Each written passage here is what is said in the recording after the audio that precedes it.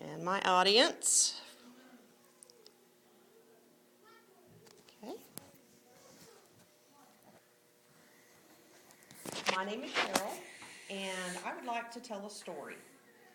I want you to imagine that you've gotten in your car from work and you're driving home, and all of a sudden an ambulance comes up behind you. They've got their lights and their sirens on, and you're just driving and you think, I'm not going to pull to the right and stop. The Oklahoma state law states that you're supposed to pull to the right and stop to emergency vehicles, but I know the ambulance drivers, they probably are just trying to get to lunch a lot quicker than what they want to. So you decide you're not going to pull over. Well, it's very busy because it's rush hour, and so they decide that they're going to go ahead and go around you when the oncoming traffic has cleared enough that they can do that safely. And so they speed around you, and you go on down the road, and you arrive at your house. And there in front of your house is that ambulance with the fire trucks. So you put your car in park, and you run into the house, and there's your father laying on the floor. He's unresponsive, he's not breathing, and the paramedics are trying to do all they can to revive him. They're doing chest compressions, they've put a tube down his throat, and are breathing for him. Well, they continue to work and take him to the hospital. But unfortunately, because of the time lapse that they had trying to get through traffic to your father doesn't survive.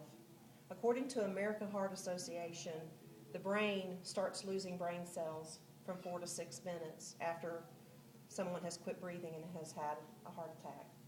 So during that time that they could have been going to your father's home, you were delaying them by not pulling to the right and stop. I feel it's important that everyone, including children, take CPR and first aid. According to the Nursing Standards article, children can retain this information, and they are able to respond appropriately to emergencies. I've seen several stories on the news where a child has seen another child choking, and they knew what to do because they had taken a first responders course and learned how to do the Heimlich maneuver and save that child's life. Just because they're young doesn't mean that they cannot retain this information. The other thing it equips children to do is to act calmly in an emergency. If they know what to do in an emergency, then they're able to respond appropriately. The CDC says that the number one killer in the United States is heart disease. Along with heart disease, obesity is very prevalent in Oklahoma.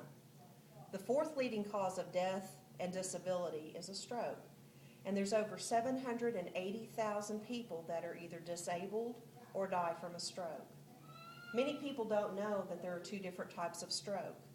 You have a blood clot type of stroke, and you have a bleeding type of stroke.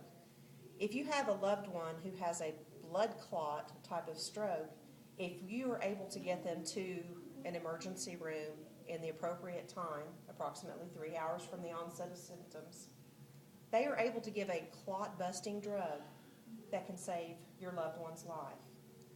So, with learning first responders, first aid, and CPR, that will teach everyone how to respond if someone quits breathing, if their heart stops beating, if they go unconscious.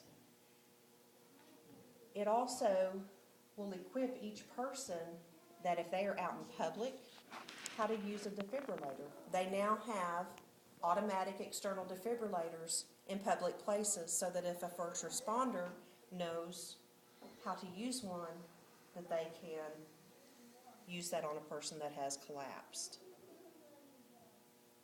The CDC says that the number one risk is heart disease. The fourth leading cause of death is stroke. And I feel that each person needs to learn CPR and first aid so that they can respond appropriately and get people the help that they need in the time limits that are there on.